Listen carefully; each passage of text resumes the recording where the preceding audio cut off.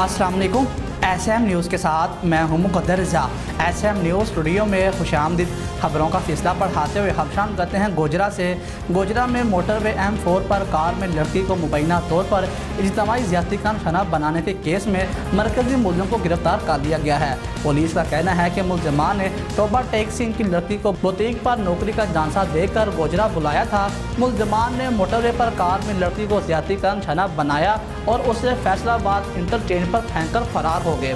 FIR में मुतासरा लड़की की फुफ्फो ने बताया कि उसकी 18 साल भतीजी के मोबाइल पर मैसेज आया कि गोजरा में इंटरव्यू है, वहां पहुंचे तो मुलज़िमान ने लड़की को गाड़ी में बैठाया और साथ ले जाकर मोटरवे पर ज़्यादती का निशाना बनाया।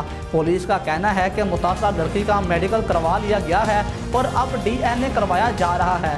पंजाब पुलिस का कहना है कि गोजरा में मोटरवे M4 पर लड़की से इज्तिमाई ज़्यादती के मरकज़ी मुलज़िम को गिरफ्तार कर लिया गया है। गिरफ्तार मुलज़िम से तफ्तीश जारी है, जबकि नामजद दीगर मुलज़िमान की गिरफ्तारी के लिए भी कार्रवाइयाँ जारी हैं।